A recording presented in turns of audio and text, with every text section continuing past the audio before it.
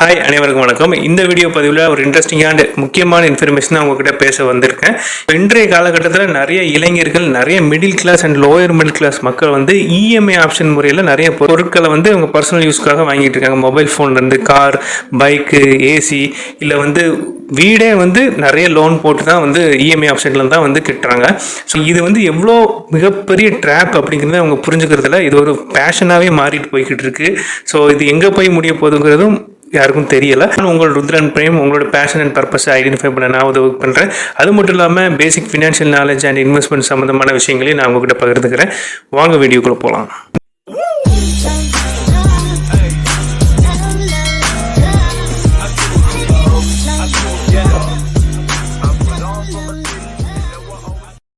இன்றைக்கி முக்கியமான இன்ஃபர்மேஷனாக உங்கள்கிட்ட பகிர்ந்துக்கிறேன். என்ன அப்படின்னா, RBI reserve bank of India வந்து ரெப்கோ வட்டி விகிதத்தை வந்து குறைச்சிருக்காங்க. அது எவ்வளோ அப்படின்னா 0.25% வந்து குறைச்சிருக்காங்க.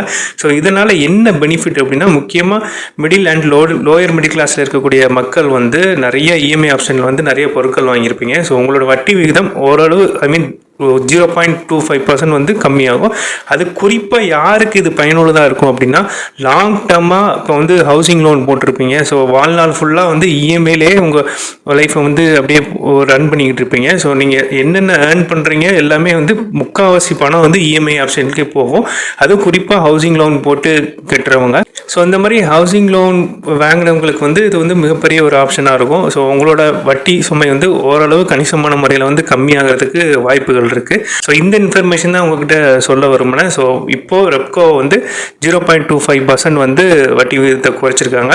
அது மட்டும் இல்லாமல் நீங்கள் எந்த ஒரு பேங்குக்கு லோன் எடுக்க போகிறதா இருந்தாலும் சரி, ப்ரைவேட் ஃபினான்ஷியல் அணுகுனாலும் சரி, நீங்கள் எல்லா டீட்டெயிலும் வந்து ஃபஸ்ட்டு கேட்டு தெரிஞ்சுக்கோங்க. எவ்வளோ டியூரேஷன் வந்து லோன் வந்து ரீபேமெண்ட் பண்ணணும், இஎம்ஐ ஆப்ஷன் எப்படி, வட்டி விகிதம் எப்படின்னு எல்லாமே வந்து நீங்கள் கேட்டு தெரிஞ்சுட்டு எந்த லோன்னாலும் அப்ளை பண்ணுங்கள். ஸோ அப்படின்னா தான் வந்து அது உங்களுக்கு ரொம்ப பயனுள்ளதாக இருக்கும். இல்லை அப்படின்னா வாழ்நாள் ஃபுல்லாக அந்த பணத்தை வந்து நீங்கள் கட்டுறதுக்கான ஒரு சூழ்நிலை வரும். ஸோ நிறைய பேர் வந்து என்ன பண்ணுறாங்க அப்படின்னா, நிறைய சோஷியல் ப்ரெஷர்னாலையும் ஃபேமிலி ப்ரெஷர்னாலையும் ஒரு வீடு வாங்கிடுறாங்க. அதுவும் எதில் வாங்குறாங்கன்னா இஎம்ஐ ஆப்ஷனில் வாங்கிடுறாங்க. அந்த தப்பை கண்டிப்பாக பண்ணவே பண்ணாதீங்க. இதுக்கு பல விதமான ஆப்ஷன்ஸ் இருக்குது. ஸோ நீங்கள் நிறையா ஏர்ன் பண்ணி நீங்கள் கரெக்டான முறையில் சேவிங்ஸும் முதலீடு பண்ணீங்க அப்படின்னா, ஸோ கொஞ்ச நாட்கள் வந்து நீங்கள் வெயிட் பண்ணிங்கன்னா அந்த இன்வெஸ்ட்மெண்ட் அமௌண்ட் வந்து பெருகி இருக்கும்.